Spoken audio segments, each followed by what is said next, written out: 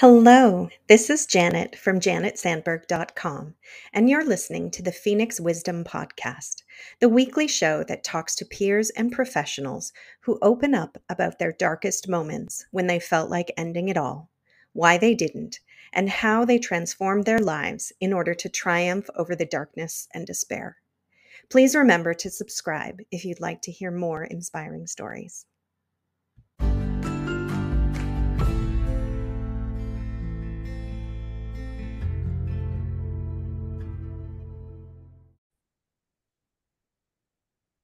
Hello, I'm Janet, and you are listening to the Phoenix Wisdom Podcast. Today, we are joined by Tim Pangburn, and I will let him introduce himself for a few seconds or minutes, depending on Okay. what he wants to say about himself. Thank you, Janet. My name's Tim Pangburn. I am 44 years old. I'm a tattoo artist, business owner. I live right outside of Philadelphia. I am married. I have 5 kids, and I manage bipolar disorder type 2, an anxiety disorder, a panic disorder, ADHD, and I'm a recovering alcoholic, 8 years sober. Congratulations, that's amazing. Thank Yeah. Wow, that's a lot. I mean, running a business and having 5 kids, just those two things on their own is a lot to handle in life, and then, throw mental health on top of it, and well it. done. So thank you. It's been challenging many times over the years, but the more I work on things and try to take care of myself, the more rewarding it's all been. It is. So why don't we just jump right in and tell us what was going on in your life when you were feeling your lowest, when you were having suicidal ideation, when you thought maybe you didn't want to be here anymore? Um, Now I had had suicidal ideation since I was a teenager. It was just a thought that popped into my head, and it would be one of those things where, anything that went wrong, my first thought would be, "Oh, just kill yourself." First Mm. thing that would pop into my head. Um, my first attempt, I was 25 years old. Uh, After that, I didn't have an attempt for a long time. I did have plans. I made like a 5-year plan where I was going to set up my family first, and this just went on for 20 years before I actually Wow. got. Um, the thing that led me to get help was when my drinking had gotten so bad that I had become like an all day drinker. So I would Mm-hmm. wake up, start drinking, and just drink all day. And, I had a blackout where I woke up in a different part of the city, and I had to walk a very long walk back to my car. It was about a 6, 7 mile walk. Oh my And gosh. as I passed the Ben Franklin Bridge, which is a large bridge, connects Philly to New Jersey, I had this thought that I should just jump off the bridge because everybody would be better off. And I was convinced of it, and I was intent on doing it until I realized that my phone was dead. And, in my skewed way of looking at things, I thought it would have been unfair of me to not email or text my fiance at the time and let her know because I knew it would take a while to find me. So I thought that if I didn't let her know, it wasn't fair. Hmm. I know that kind of thinking is very skewed, but that gave me enough time to really think about it. And by the time I got home, I realized I needed some serious help. Yeah. Yeah, it's so interesting how our brain works when we're in crisis like that. Like the tiniest things often is what saves us. Like, oh, my phone's dead, I can't do this now. Like, it doesn't make sense, but it works. That's our brain sort of, grasping at any straw it can to keep us here, I think. No, I never considered that, but that makes a lot of sense.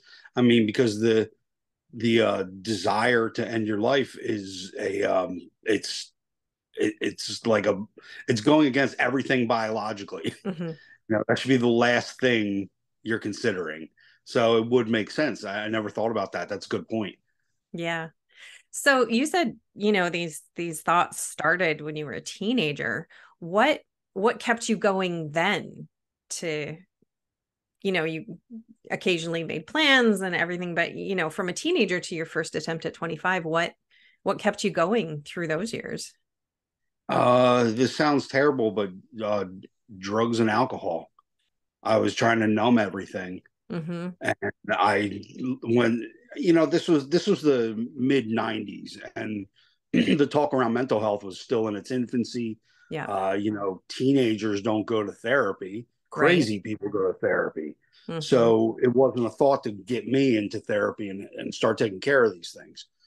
So I kept a lot to myself, and I just tried to numb it out in any way I could think.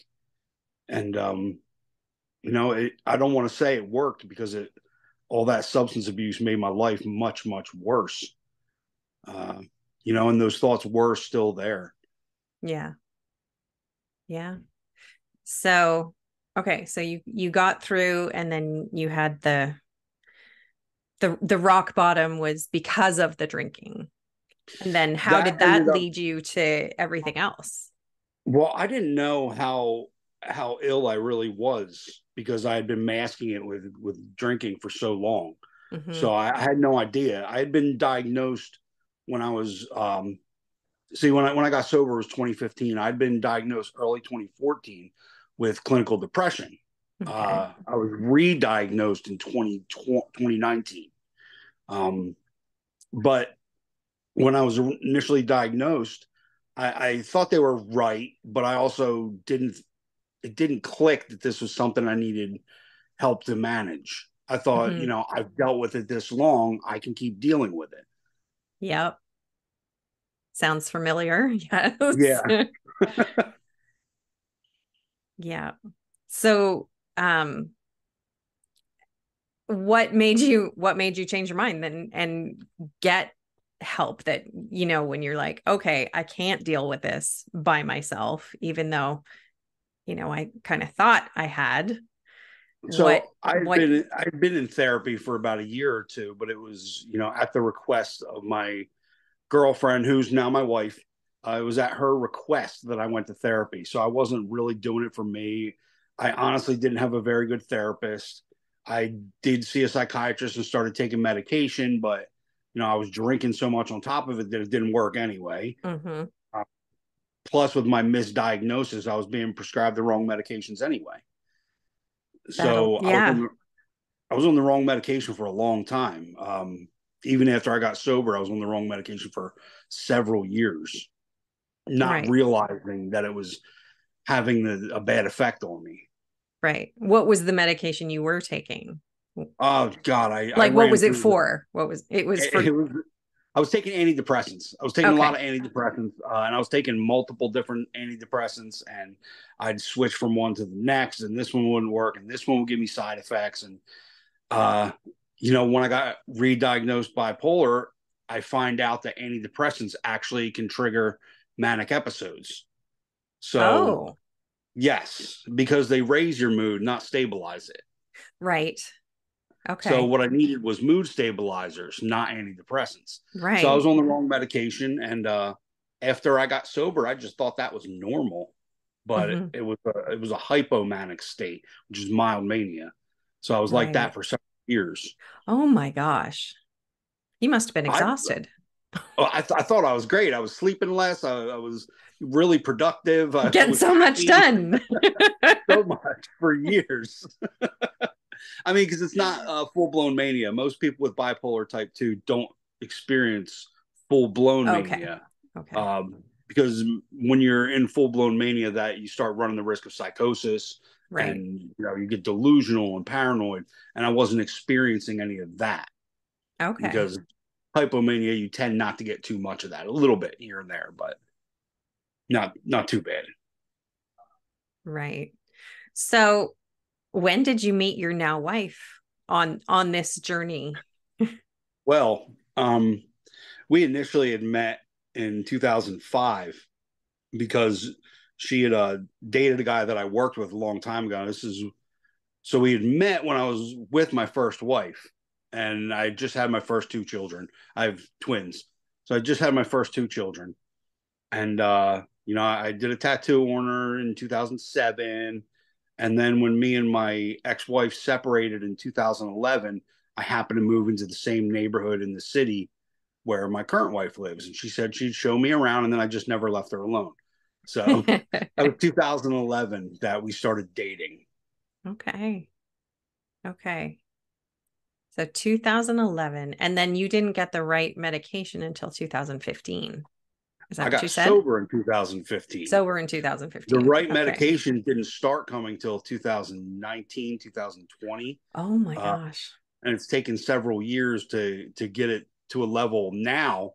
Now I'm at a level where I'm pretty stable. I mean, I still get a little bit of mood shifts and stuff, but they're nothing I can't manage. Right. So it took me a long time after sobriety. So she's she's a saint for Yeah. sticking around through everything that I've been through over this time. Yeah. She's been through it all. And she's a wonderful example that, you know, a lot of us, when we're feeling down and we're struggling with our mental health and we have all of these issues and things that a big thing is that we don't want to burden other people. Right. Yeah. And, Yeah. you know, there are people out there. A lot of us have partners, you know, for our listeners, don't, what am I trying to say? Don't write off finding that person just because you're struggling with your mental health. It doesn't mean that you're going to be alone forever. You know, you can find people who are there to support you and be with you through your struggles. You don't have to be perfect to have a relationship Yeah, that is that's healthy and absolutely true. thriving. Yeah, my my first wife was not understanding. I didn't understand what I was going through, but she wasn't understanding of it either. So I didn't have, a sounding board for anything Mm-hmm. where I could, try to work through things. That was part of the reason our relationship just didn't work out. Um, but with my wife, she's very understanding, and I'm extremely open with her, Mm-hmm. even about uncomfortable topics. Um, I had, because I was on all these antidepressants, I had an extended, what's called a dysphoric bipolar episode, which is where you have the symptoms of mania, where you're not sleeping as much, you're agitated, you're productive, you're irritable, but you're also incredibly depressed. And I had an Okay. episode that lasted for almost 2 years. Oh my And, gosh. I didn't talk to my wife too much about it at the time. Right. And it nearly tore my whole life apart. Again, after I got sober, my mental health almost tore my life apart. But we've made it through that, and I've become incredibly honest with her about what I'm experiencing and what I'm feeling. Mm-hmm. So she has been incredibly supportive. Yeah. And those people are so important, whether they're, you know, a romantic partner or a friend or a colleague or somebody that you can talk to and be open with. And there are always those people around. We sometimes just have to look for them and be willing to open up and share. You know, a lot of times we keep stuff to ourselves thinking we're going to scare off these people in our lives when really that's what they want. They want us to be open and vulnerable and share so that they can support us, right? I agree. I think that people that truly love us unconditionally just want to help us. They Yeah. want to see the best for us. Yeah. And sometimes it can be hard to find those people, especially when you are working so hard to find yourself at the same time. Mm-hmm. Yeah. So you, how, I have so many questions. This always happens when I'm talking to people. My mind is going all over the place, and I'm like suddenly want to ask, 15 Let them questions at the fly. same time. Um, what helped you? We'll talk with the drinking. What helped you most with that with becoming sober? Well, because I was in crisis at the time, I did check into a dual unit for, substance abuse and mental health. And I was in there for 9 days, and just to get me stabilized. Mm-hmm. Uh, they wanted me to go to a 28-day rehab program, but between owning a business and all these things. I was like, I Yeah. can't do that. Like, I'll lose my business. Yeah. Um, because I had to be realistic about what would happen. So I got out and I did 6 months of outpatient. Okay. And during the first year or so of sobriety, I went to probably about four AA meetings every week. Now, I did work a 12-step program. I don't work a 12-step program now. I believe there's many paths to sobriety. Mm-hmm. I went to therapy. I went to a lot of therapy and worked through problems with my therapist. I was lucky enough that my second therapist, my first therapist, he, Yeah, we're not that always was, lucky on the first hit. You yeah, yeah. gotta shop That's around something sometimes. that's something people need to understand, that just because you don't click with one therapist doesn't mean there's not another one that you'll do well with. Just like Mm-hmm. any profession, there's going to be people that are good at it, people that aren't so good at it. Mm-hmm. Or So just, personality quirks that that you too, just that don't get too. along with everybody all the time. Yeah, my second therapist, he was great. I saw him for 8 years, and he was key to a lot of the things, and me unlocking a lot of the understanding of who I am and what I do and why I do things. So a lot of the work that kept me sober, while that first year was heavy with 12-step program and outpatient, my therapy was what really did it for me.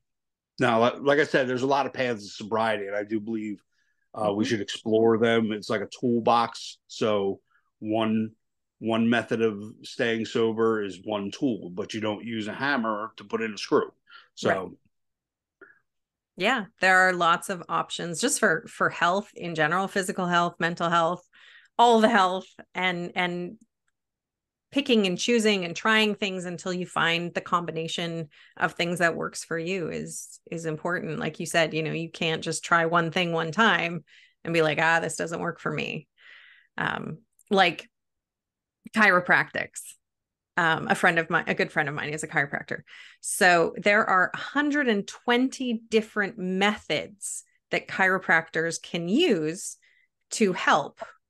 oh geez. So yeah, so just because you go to one chiropractor and you're like, oh, I didn't like the way that felt, or I didn't like what they did, try another one, because there are 120 different ways but they're all called chiropractors. But I they can didn't be even know so that. vastly different from one another in how they help you. Just keep going. And it's the same with therapists, like you said, or anyone else in the healthcare field. Just keep trying till you find a modality that you like, or a person that you like, because it's worth it in the end. Yeah, and we're all individuals, so what does work for one person doesn't work for another. You know, I, physical health. I see a personal trainer a couple times a week, and it's geared to the individual. It's not a one size fits all plan, and neither is any type of health. So you're absolutely right with that. Mm-hmm. Yeah. Yeah. And even that reminds me, I worked with a personal trainer, and then she left, and then there was another guy at the same gym who took over, and I stopped doing it altogether because I was like, I don't like the way that you're training me. And, two people doing exactly the same job, but I just didn't click with the second one. So yeah, you just got to keep going and keep trying. I think that's the most important thing people have to understand, is that you have to keep going and you have to keep trying, and that life is going to present challenges every day. There's going to be struggle. Life isn't an easy thing, and it's not supposed to be. I think a lot of times we're kind of led to believe that life should be easy and it should be all joy, but it's not. There's pain and there's struggle and there's obstacles you're going to have to face, and that's just part of the human condition. That's just part of life. But as we overcome those obstacles and overcome the challenges that we face, uh, we learn more about ourselves, and we learn what makes us happy. We learn what gives us fulfillment. Mm-hmm. Yeah. When my son was a baby, I was visiting with friends, and he was a child psychiatrist. And, baby was crying. I'm a new mom, so I'm trying to make the baby stop crying. and nothing's working, he's not hungry, diapers clean, like all the things. And he's like, like my friend, the psychiatrist, he goes, maybe he's just in a bad mood. you know Adults have moods. Why can we not accept that babies also have moods? Maybe there's nothing wrong that we can see, but he just is grumpy. And I'm like, wow. And I think that taking that forward, we also have to accept that life is not perfect all the time. And I think most of us know that, but somehow we always think that things should be better than they are. And we have a hard time accepting the ups and the downs.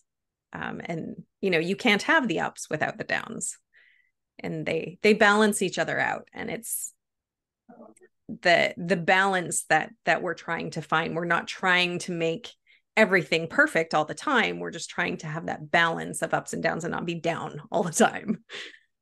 Yeah, very much so. And I think you really hit the nail on the head with acceptance. Acceptance is a key part of sobriety, is accepting life on its own terms. That's what AA teaches you. And that is something that we can all learn from. You have to accept life as it is. Now, it doesn't mean you can't strive for something better when you're in a bad situation or when something negative happens. You should be striving for better. We should always be trying to better ourselves, better our situation, bring ourselves as much happiness as we can. But you have to accept where it is at that moment. You can't do anything to change something if you can't accept what it is. Yeah. Oh, I just got like goosebumps all over when you said that.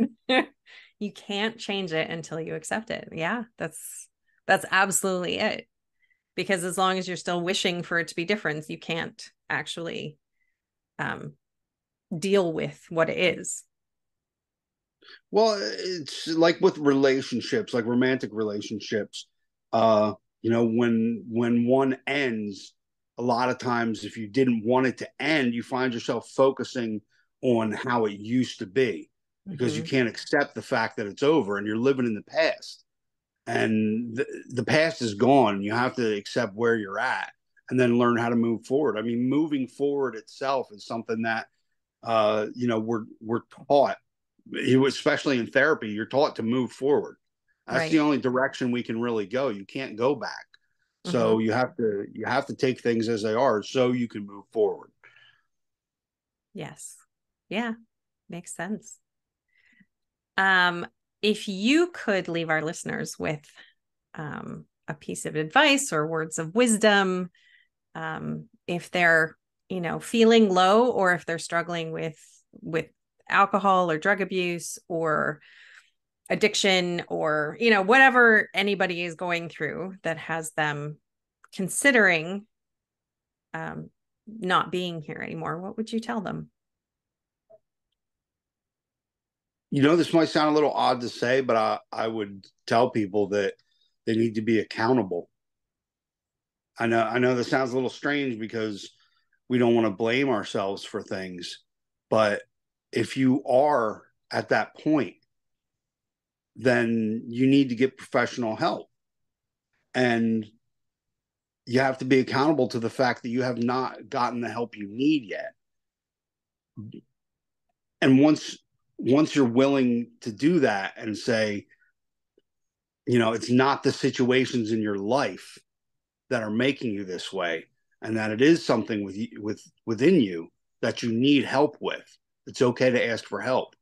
But once you're able to say that and take accountability for that, then you're able to actually move forward with things and put sincere and hard work on moving forward in your life and getting better.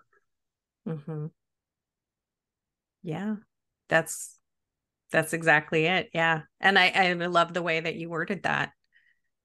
So where are you now that you've moved forward and you've taken accountability and you've put in so much work in so many ways? What's life like now?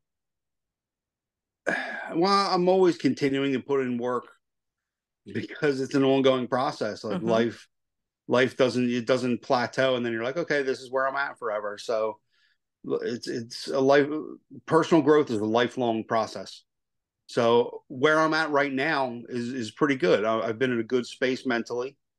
I've been very conscious of how I am mentally, and like I said, I have a supportive wife. I have 5 wonderful children, and I've been able to be more present with everyone now that I'm properly taking care of myself, and I'm able to find a lot more joy in the things that I'm doing.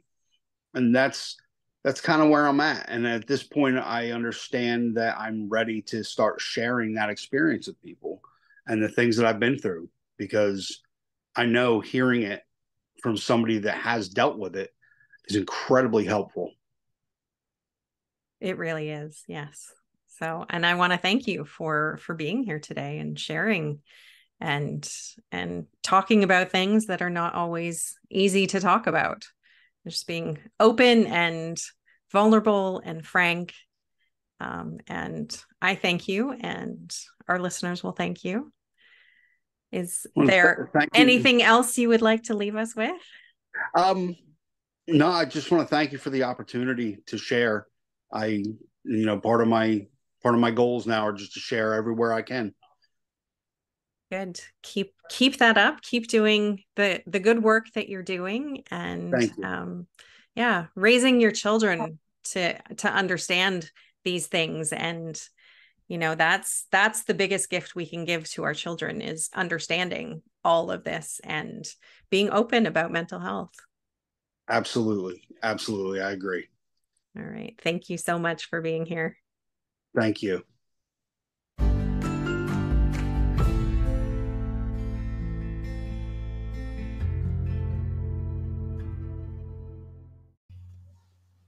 Thank you for listening.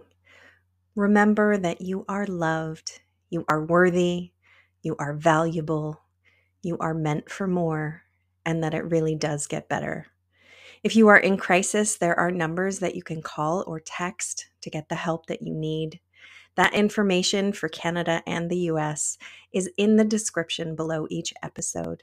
If you are in immediate crisis, please call 911.